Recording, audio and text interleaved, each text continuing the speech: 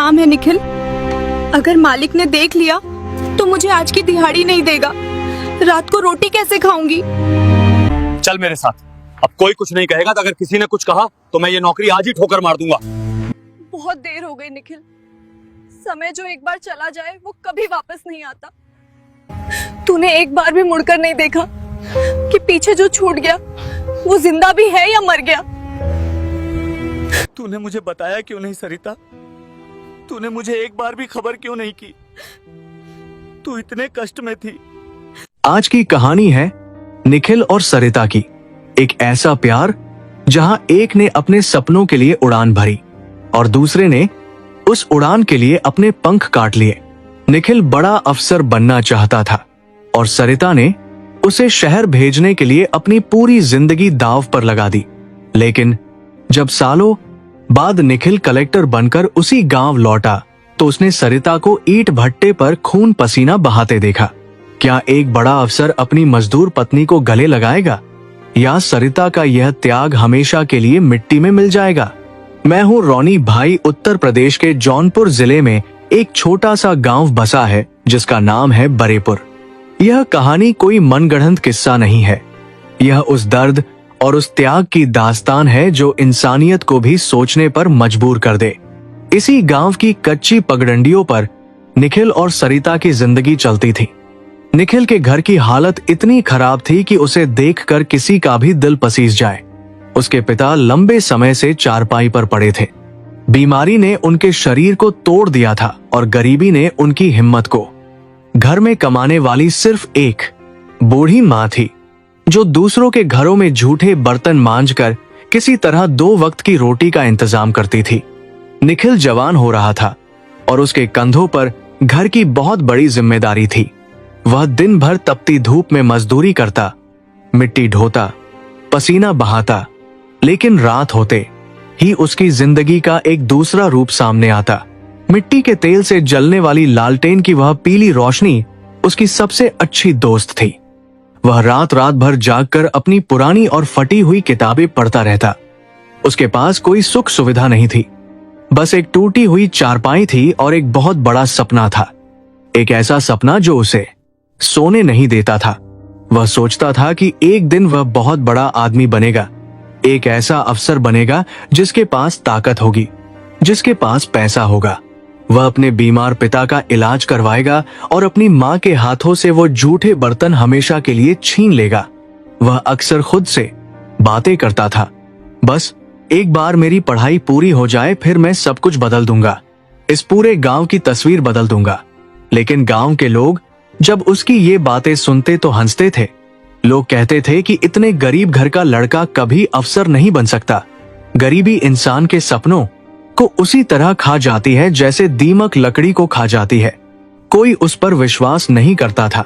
लेकिन पूरे गांव में एक इंसान ऐसा था जिसे निखिल की आंखों में चमकता हुआ कल दिखाई देता था। वो थी सरिता।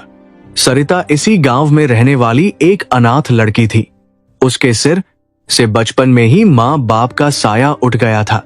उसके पास दुनिया में अपना कहने के लिए कोई नहीं था।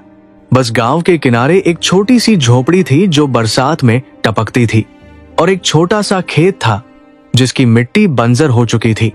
सरिता ने जिंदगी में सिर्फ दुख देखा था। अपने पेट की आग बुझाने के लिए वह पूरे गांव में जहां भी काम मिलता वहां चली जाती थी।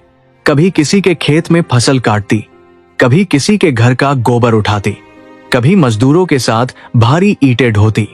उसका शरीर कमजोर था लेकिन उसकी हिम्मत बहुत बड़ी थी। दिन भर जानवरों की तरह काम करने के बाद भी उसके चेहरे पर कभी कोई शिकायत नहीं होती थी। उसकी आंखों में एक अजीब सी शांति रहती थी। निखिल और सरिता एक दूसरे का सबसे बड़ा सहारा थे। दोनों के पास एक दूसरे को देने के लिए पैसा नहीं था, कपड़े नहीं थे, लेकिन एक दूसरे के प्रति एक बहुत गहरी समझ थी। जब भी निखिल अपनी गरीबी से परेशान होता या सपनों के टूटने का डर उसे सताता तो वह चुपचाप चलकर सरिता की झोपड़ी के पास पहुंच जाता। सरिता उसे देखती और बिना कुछ कहे सब समझ जाती। एक शाम की बात है। सूरज डूब चुका था, चारों तरफ हल्का अंधेरा फैलने लगा था। निखिल चुपचाप सरिता की झोपड़ी के बाहर जमीन पर बैठा था। उसके हाथ में एक मोटी सी किताब थी, लेकिन उसकी नजरें जमीन पर गड़ी हुई थी। उसके चेहरे पर एक अजीब सी निराशा थी। सरिता अंदर से आई और उसके पास बैठ गई। उसने बहुत ही धीमी और मीठी आवाज में पूछा, क्या हुआ, आज तू इतना उदास क्यों है? निखिल ने एक लंबी सांस ली। उसकी आंखों में आंसू तैरने लगे थे। उसने भरे हुए गले से कहा, अब यहां रहकर कुछ नहीं होगा। मुझे आगे की पढ़ाई के लिए शहर जाना पड़ेगा। गांव में वो किताबें नहीं है, वो माहौल नहीं है। अगर मैं शहर नहीं गया तो मेरा अफसर बनने का सपना हमेशा के लिए टूट जाएगा। ये सुनकर वहां एक गहरी खामोशी छा गई।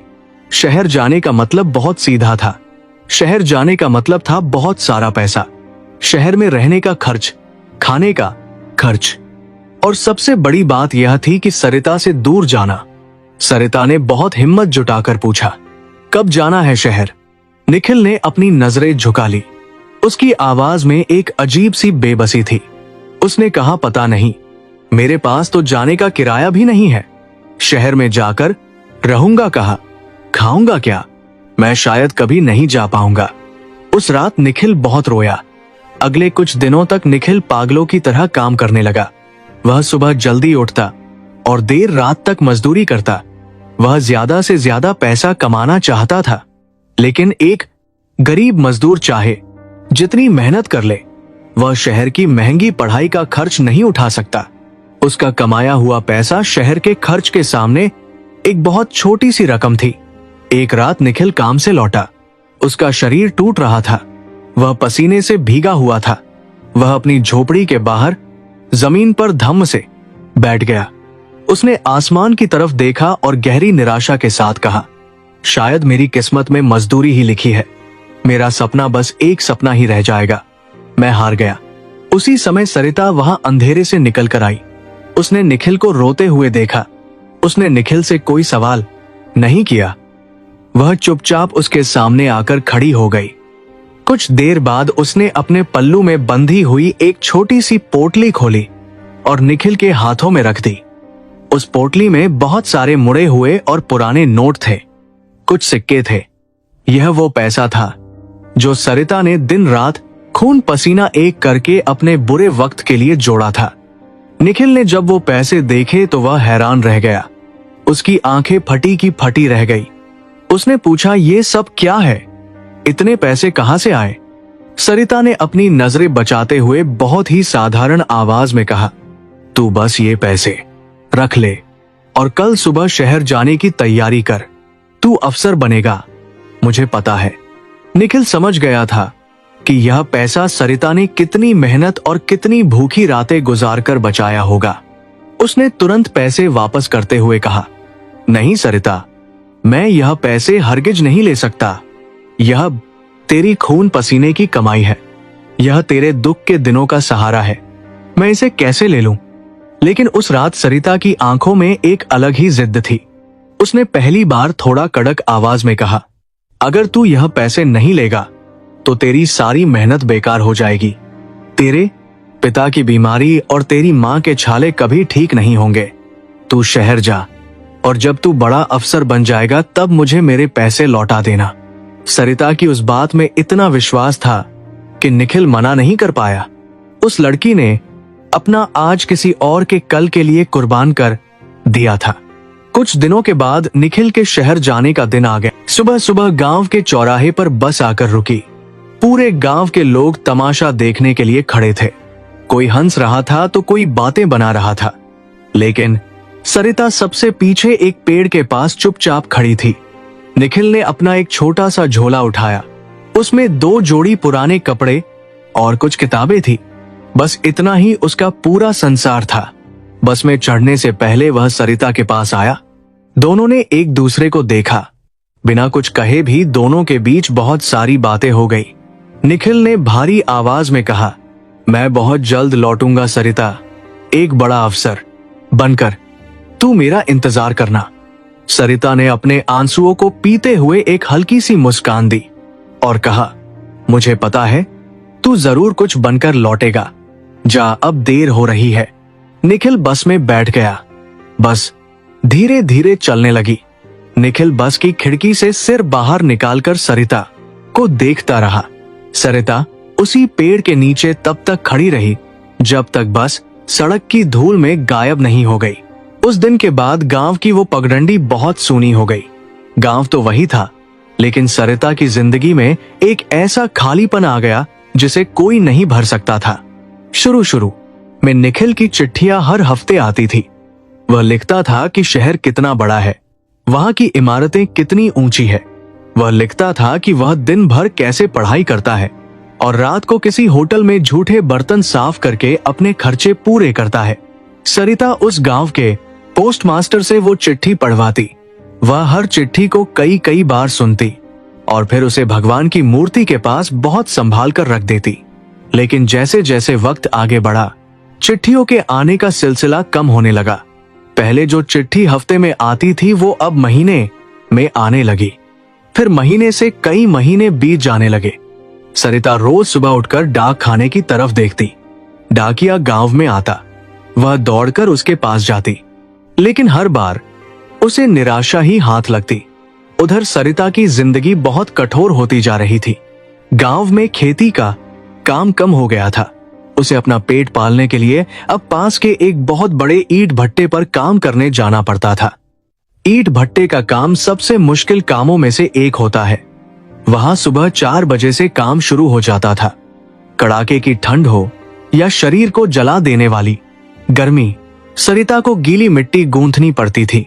फिर सांचे में डालकर भारी भारी ईंटें बनानी पड़ती थी और फिर उन ईंटों को सिर पर रखकर भट्टी तक ले जाना पड़ता था। उसके हाथों में बहुत गहरे छाले पड़ गए थे जो अक्सर फूट जाते थे और उनमें से खून रिसने लगता था। लेकिन सरिता ने काम से कभी छुट्टी नहीं ली, क्योंकि उसे पता था कि अगर वह काम नहीं करेगी तो रात को चूल्हा नहीं जलेगा। दिन भर की इस तोड़ देने वाली मजदूरी के बाद जब शाम को वह अपनी झोपड़ी में लौटती तो उसका शरीर दर्द से कराह रहा होता था। लेकिन वह सबसे पहले भगवान के पास रखी उन पुरानी चिट्ठियों को निकालती, उन्हें सीने से लगाती। निखिल का एहसास ही उसकी थकान को मिटाने की सबसे बड़ी दवा थी। समय अपनी रफ्तार से भागता रहा। एक दिन गांव का डाकिया बहुत दिनों बाद सरिता की झोपड़ी के सामने से गुजरा। सरिता भागती हुई बाहर आई। उसने बहुत उम्मीद भरी आंखों से डाकिये की तरफ देखा, लेकिन डाकिये ने एक बहुत ही रूखी और साधारण सी आवाज में कहा, कोई खत नहीं आता तुम्हारे नाम का, अब इंतजार करना छोड़ दो। इतना कहकर डाकिया अपनी साइकिल पर आगे बढ़ गया, लेकिन सरिता वहीं मिट्टी में जम गई। उस दिन उसे पहली बार यह एहसास हुआ कि दूरियां सिर्फ किलोमीटर में नहीं होती, दूरियां तो दिलों में भी आ जाती है। लेकिन उसने इंतजार करना नहीं छोड़ा, क्योंकि उसने किसी से सच्चा प्यार किया था और सच्चा प्यार कभी हार नहीं मानता। अगली सुबह वह फिर उसी ईंट भट्टे पर चली गई। वही धूल, वही धुआं, वही ठेकेदार की गालियां और वही अंतहीन मजदूरी। उसके शरीर ने इस दर्द को अब अपना साथी बना लिया था। ईंटें ढोते समय भी वह अक्सर मुख्य सड़क की तरफ देख लिया करती थी। उसे हमेशा लगता था कि अभी एक बस आकर रुकेगी और उसमें से निखिल मुस्कुराता हुआ नीचे उतरेगा। कई बार तो भट्टी के धुएं के बीच उसे भ्रम होता था कि निखिल उसे पुकार रहा है। वह पीछे मुड़कर देखती, लेकिन वहां सिर्फ आग की लपटें होती थी। शाम को जब भट्टे के बाकी मजदूर अपने परिवार के साथ हंसते बोलते घर लौटते, तो सरिता बिल्कुल अकेली अपनी सूनी झोपड़ी की तरफ चल देती। उसके पास अपना दुख बांटने के लिए कोई इंसान नहीं बचा था। दिन महीने में बदले और महीने सालों में बदल गए। 4 साल का लंबा वक्त गुजर चुका था। सरिता की जवानी भट्टे की आग में झुलसकर सांवली पड़ गई थी। अब उसने खत के आने की उम्मीद भी छोड़ दी थी, लेकिन उसके दिल के किसी बहुत गहरे कोने में एक आस अब भी जिंदा थी। उधर शहर में निखिल की जिंदगी भी कोई फूलों की सेज नहीं थी। शुरू के सालों में उसने बहुत संघर्ष किया। उसे एक ऐसी कोठरी में रहना पड़ा जहां हवा आने का भी रास्ता नहीं था। कई रातें उसने सिर्फ पानी पीकर गुजारी, लेकिन उसके दिमाग में सिर्फ एक ही धुन सवार थी, उसे अफसर बनना है, उसे अपनी गरीबी का बदला लेना है। जैसे जैसे वो अपनी पढ़ाई में आगे बढ़ता गया, उसकी कामयाबी का रास्ता खुलता गया। उसने कड़ी मेहनत से सिविल सर्विस की परीक्षा पास कर ली। जिस दिन उसका परिणाम आया, उस दिन उसकी पूरी दुनिया बदल गई। जो निखिल कल तक सड़कों पर धक्के खाता था, आज उसके चारों तरफ कैमरे लगे थे। बड़े बड़े लोग उसे बधाई देने के लिए उसके कमरे के बाहर खड़े थे। अखबारों में उसकी तस्वीर छप चुकी थी। अब वह एक बहुत बड़ा सरकारी अफसर बन चुका था। उसके पास अच्छा घर था, अच्छी गाड़ियां थी, नौकर चाकर थे। लेकिन इस अचानक मिली सफलता और बड़े लोगों की चकाचौंध में वो इतना उलझ गया कि उसे पीछे छूट गए गांव की याद ही नहीं रही। वह अपनी नई जिंदगी की चमक में अंधा हो गया था। लेकिन इंसान अपनी जड़ों से कभी पूरी तरह नहीं कट सकता। एक रात जब निखिल अपने शानदार सरकारी बंगले में अकेला बैठा था, चारों तरफ बहुत शांति थी। अचानक उसके दिमाग में लालटेन की वो पीली रोशनी कौंध गई। उसे अपने गांव की मिट्टी की वो खुशबू याद आई। उसे अपनी पुरानी टूटी हुई चारपाई याद आई और फिर उसकी आंखों के सामने सरिता का वो शांत और मुस्कुराता हुआ चेहरा आ गया, जिसने उसे अपने जीवन की सारी कमाई सौंप दी थी। निखिल का दिल अचानक बहुत भारी हो गया। उसे अपने आप पर बहुत शर्म महसूस हुई। 4 साल हो गए थे। उसने एक बार भी मुड़कर नहीं देखा था कि जिसने उसे इस मुकाम तक पहुंचाया, वो लड़की अब किस हाल में होगी। कुछ ही दिनों के बाद सरकार की तरफ से निखिल की पोस्टिंग के आदेश आ गए। जब निखिल ने अपना नियुक्ति पत्र खोला तो उसके हाथ कांप गए। उसे उसी जिले का कलेक्टर बनाकर भेजा जा रहा था जहां उसका अपना गांव बरेपुर था। यह नियति का कोई बहुत बड़ा खेल था। वह जहां से चला था, किस्मत उसे फिर से उसी दरवाजे पर ला खड़ा कर रही थी। निखिल जब अपने जिले में कलेक्टर बनकर पहुंचा तो पूरा शहर उसके स्वागत में खड़ा था। पुलिस की गाड़ियां, लाल नीली बत्तियां, सब कुछ उसके रुतबे की गवाही दे रहा था। जिले का चार्ज लेने के बाद वह अक्सर अपनी गाड़ी में बैठकर इलाकों का मुआयना करने निकलता था, लेकिन उसका मन काम में नहीं लग रहा था। उसकी आंखें लगातार सड़क के किनारों पर कुछ ढूंढ रही थी। गांव की तरफ जाने वाली हर पगडंडी उसे पुकार रही थी। एक दिन जब वह अपनी सरकारी गाड़ी में बैठकर एक सुनसान इलाके से गुजर रहा था तो उसने अपने ड्राइवर से पूछा, रामू, यहाँ आसपास ईंट भट्टे कहाँ पर है? ड्राइवर ने तुरंत जवाब दिया, साहब, यहाँ से थोड़ी दूर आगे कच्चे रास्ते पर 2-3 बहुत बड़े भट्टे हैं। वहां बहुत सारे मजदूर काम करते हैं। निखिल ने एक गहरी सांस ली और बहुत ही धीमी लेकिन भारी आवाज में कहा, गाड़ी वहीं ले चलो। ड्राइवर ने स्टीयरिंग घुमा दिया। गाड़ी पक्की सड़क छोड़कर धूल भरे कच्चे रास्ते पर उतर गई। दूर से आसमान में काला धुआं उठता हुआ दिखाई देने लगा। जैसे जैसे गाड़ी करीब पहुंच रही थी, मजदूरों की चीख पुकार, हथौड़ों की चोट और ईंटों के गिरने की आवाज साफ होने लगी। कलेक्टर की गाड़ी जाकर सीधे भट्टे के मैदान में रुकी। गाड़ी रुकते ही वहां एक अजीब सा सन्नाटा छा गया। सब लोग अपने काम छोड़कर उस चमचमाती गाड़ी को देखने लगे। निखिल गाड़ी के अंदर बैठा रहा। उसका दिल इतनी जोर से धड़क रहा था कि उसे अपनी पसलियों में दर्द महसूस होने लगा। उसे समझ नहीं आ रहा था कि वह बाहर कैसे निकले। आखिर उसने दरवाजा खोला और अपने जूते उस भट्टे की धूल में रखे। उसकी आंखें पागलों की तरह मजदूरों की उस भीड़ में किसी को ढूंढ रही थी और तभी उसकी नजर उस भट्टे के सबसे दूर वाले कोने पर पड़ी और वहां जो उसने देखा, उसने निखिल के पैरों तले जमीन खिसका दी। उसकी सांस गले में ही अटक गई। वहां सरिता खड़ी थी। उसके सिर पर 10 पक्की ईंटों का भारी बोझ था। उसके कपड़े मिट्टी और पसीने से पूरी तरह सन चुके थे। उसके पैर नंगे थे और उनमें दरारें पड़ चुकी थी। उसके वो हाथ जो कभी इतनी कोमलता से निखिल की किताबें उठाते थे, आज पूरी तरह से खुरदरे हो चुके थे और उन पर ताजे छालों के निशान थे। लेकिन उस कालिक और धूल के पीछे भी वो चेहरा वही था। वो आंखें वही थी जो 4 साल पहले निखिल को बस में बिठाते समय रोई थी। सरिता बहुत ही धीमी चाल से चल रही थी। बोझ की वजह से उसकी कमर झुक गई थी। निखिल मूर्ति की तरह अपनी जगह पर जम गया। उसे लगा कि कोई उसे जोर जोर से थप्पड़ मार रहा है। जिस लड़की ने अपने हिस्से की रोटियां बेचकर उसे कलेक्टर बनाया, आज वो लड़की एक जानवर की तरह ईंटें ढो रही है और वह इतने सालों तक एक एयर कंडीशन कमरे में बैठकर सब भूल गया था। निखिल के गले से आवाज नहीं निकल रही थी। उसने बहुत मुश्किल से अपने सूखे हुए होंठ खोले और एक बहुत ही धीमी आवाज में पुकारा, सरिता। आवाज भट्ठे के शोर में बहुत धीमी थी, लेकिन सरिता के कानों के लिए यह आवाज दुनिया की सबसे जानी पहचानी आवाज थी। सरिता के कदम अचानक रुक गए। उसके सिर पर रखा ईंटों का बोझ डगमगाने लगा। उसने बहुत ही धीरे से पीछे मुड़कर देखा। पहले तो उसे कुछ समझ नहीं आया। सामने एक बहुत ही कड़क और साफ कपड़ों में एक अफसर खड़ा था, जिसके पीछे पुलिस वाले खड़े थे। लेकिन जब उसने उस अफसर की आंखों में देखा तो सरिता का पूरा शरीर कांपने लगा। उसकी आंखें फटी कि फटी रह गई। उसके होंठ बुरी तरह कांपने लगे। वो निखिल था, उसका निखिल, जिसके लिए उसने अपनी पूरी जवानी उस भट्ठे की आग में जला दी थी। दोनों के बीच कुछ गज का फासला था, लेकिन उस फासले में 4 साल का दर्द भरा हुआ था। भट्ठे का सारा शोर गायब हो गया, जैसे दुनिया में कोई और बचा ही नहीं था। सिर्फ वो दोनों थे। निखिल बहुत ही भारी कदमों से आगे बढ़ा। उसकी आंखों से आंसुओं की एक बहुत मोटी धार निकल पड़ी। वह सरिता के बिल्कुल सामने आकर खड़ा हो गया। उसके पास कहने के लिए कोई शब्द नहीं थे।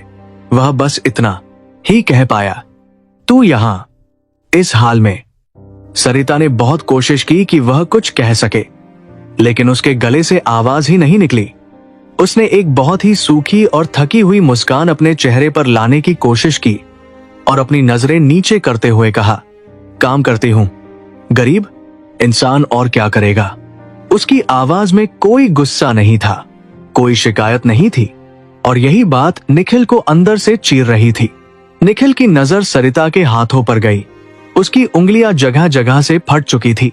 निखिल को वो दिन याद आ गए जब यही हाथ उसे पानी का गिलास देते थे। उसने रोते हुए कहा, तूने मुझे बताया क्यों नहीं सरिता?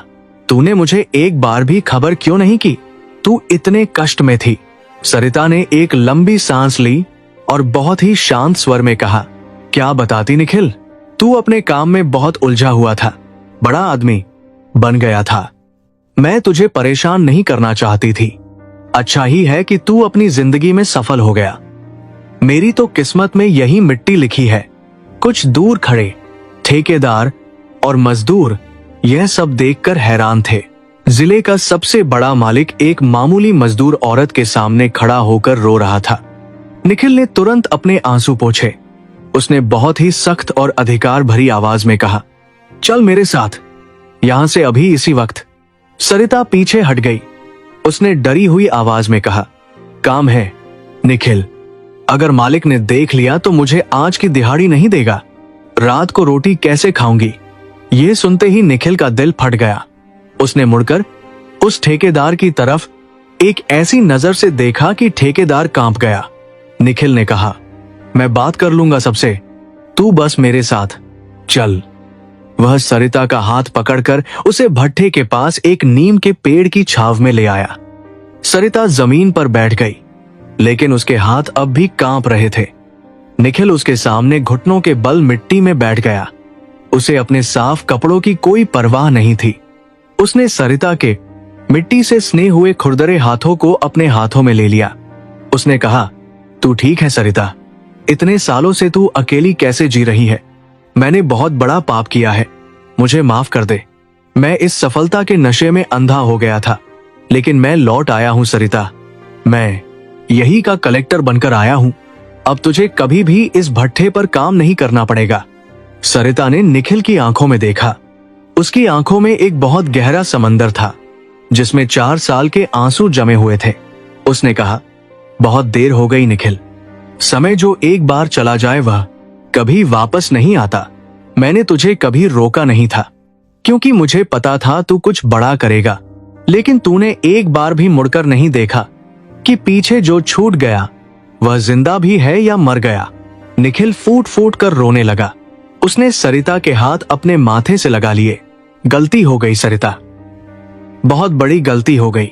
मैं सोचता था कि जब पूरी तरह से सफल हो जाऊंगा तब शान से वापस आऊंगा, लेकिन मुझे नहीं पता था कि मेरी सफलता की कीमत तू इस भट्ठे की आग में जलकर चुका रही है।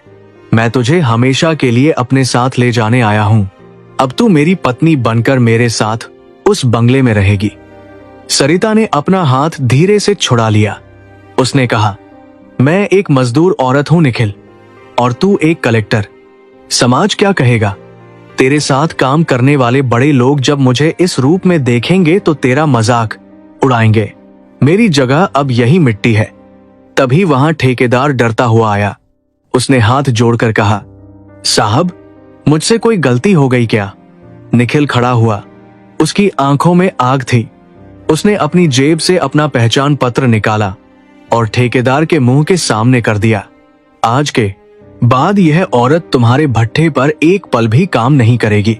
इसका सारा हिसाब मेरे बंगले पर भिजवा देना। ठेकेदार थर थर कांपने लगा। निखिल मुड़ा और उसने सरिता का हाथ कसकर पकड़ लिया। चल मेरे साथ, अब कोई कुछ नहीं कहेगा। अगर किसी ने कुछ कहा तो मैं यह नौकरी आज ही ठोकर मार दूंगा। मेरे लिए इस अफसर की कुर्सी से बड़ा तेरा वो त्याग है जो तूने मेरे लिए किया है। सरिता की आंखों से आंसू बहने लगे। वह बिना कुछ कहे निखिल के साथ खड़ी हो गई। दोनों उस भट्ठे से बाहर की तरफ चलने लगे। सारे मजदूर रास्ता छोड़कर खड़े हो गए। किसी की हिम्मत नहीं थी कि कोई कुछ बोल सके। सरिता जब उस लाल बत्ती वाली चमचमाती गाड़ी के पास पहुंची तो वह रुक गई। उसे अपने गंदे कपड़ों पर शर्म आ रही थी। निखिल ने खुद अपने हाथों से गाड़ी का दरवाजा खोला। उसने कहा, इस गाड़ी में बैठने का सबसे पहला हक तेरा है सरिता, क्योंकि यह गाड़ी मेरी मेहनत से कम और तेरे पैसों से ज्यादा आई है। बैठ जा। सरिता चुपचाप गाड़ी में बैठ गई। गाड़ी भट्ठे से निकलकर गांव की तरफ चल पड़ी। वही रास्ते जहां सरिता रोज पैदल चलकर ईंटें ढोने जाती थी। आगे पर जिले के सबसे बड़े अफसर के साथ जा रही थी। गाड़ी बरेपुर गांव में पहुंची। जब गांव वालों ने कलेक्टर की गाड़ी को आते देखा तो भीड़ जमा हो गई। गाड़ी ठीक निखिल के उस पुराने और जर्जर हो चुके घर के सामने जाकर रुकी, जो अब खंडर बन चुका था। निखिल और सरिता गाड़ी से बाहर उतरे। गांव वाले सरिता को कलेक्टर के साथ देखकर हैरान थे। किसी को अपनी आंखों पर विश्वास नहीं हो रहा था। निखिल ने उस टूटे हुए घर को देखा। उसने सरिता के कंधे पर हाथ रखा और कहा, यहीं से हमने अपने सफर की शुरुआत की थी और आज हम यहीं से अपनी नई जिंदगी की शुरुआत करेंगे। इस घर को मैं फिर से बनाऊंगा और इस घर में हम दोनों साथ रहेंगे। सरिता अब अपने आंसुओं को नहीं रोक पाई। वह टूटकर रोने लगी। निखिल ने उसे अपने गले से लगा लिया। उस दिन पूरे गांव ने देखा कि प्यार और त्याग की ताकत कितनी बड़ी होती है।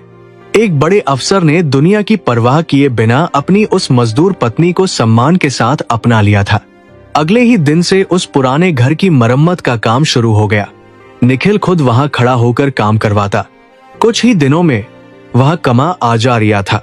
खंडर एक खूबसूरत घर में बदल गया। अब सरिता को ईंट भट्ठे पर नहीं जाना पड़ता था। वह उस घर के आंगन में बैठकर मुस्कुराती रहती। निखिल सुबह अपने काम पर जाता और शाम को वक्त से घर लौट आता। दोनों की जिंदगी फिर से पटरियों पर लौट आई थी। समय ने बहुत घाव दिए थे, लेकिन सच्चे प्यार ने उन सारे घावों को भर दिया था। दोस्तों, इस कहानी की सीख ये है कि दुनिया में दौलत और रुतबा बहुत मिल जाएगा, लेकिन कोई ऐसा इंसान बहुत मुश्किल से मिलता है जो आपकी सफलता के लिए अपना सब कुछ दांव पर लगा दे। सच्चा प्यार कभी दिखावा नहीं करता और जो इंसान बुरे वक्त में आपका साथ दे, उसे सफलता मिलने के बाद कभी नहीं भूलना चाहिए। इंसानियत इसी का नाम है। सफलता तभी पूरी होती है जब उसमें अपनों की जगह खाली ना हो। निखिल ने अपनी गलती सुधार ली, लेकिन बहुत से लोग ऐसा नहीं कर पाते। लेकिन अब आप बताइए, अगर आपकी जिंदगी में कोई ऐसा इंसान हो जिसने आपके लिए सब कुछ किया हो, तो क्या आप सफलता मिलने के बाद उसे अकेला छोड़ सकते हैं? कमेंट में अपने विचार और अपनी कहानी जरूर लिखें। मुझे आपके कमेंट्स का इंतजार रहेगा। और अगर ये कहानी आपके दिल को छू गई हो तो इसे अपने दोस्तों साथ जरूर शेयर करें। और ना तेरे पास पैसे, क्यों मुझे गुस्सा दिला रहा है? तूने तो आते ही मेरा दिमाग खराब कर दिया है। तू ऐसे नहीं मानेगा, तेरी धुलाई करनी पड़ेगी।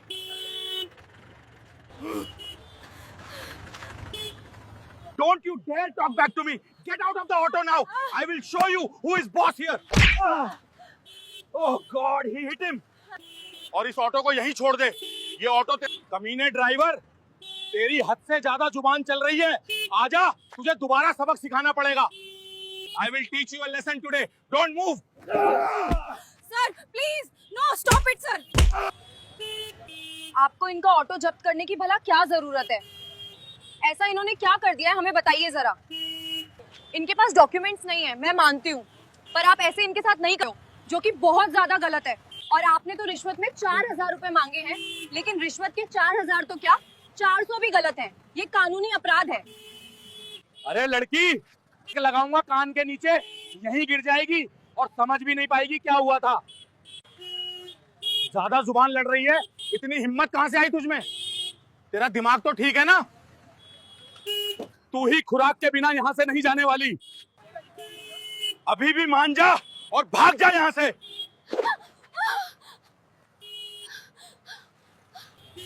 सर किया। अरे जा जा, निकल यहां से। क्यों माता खा रही है? Come on, get in quickly. Let's go.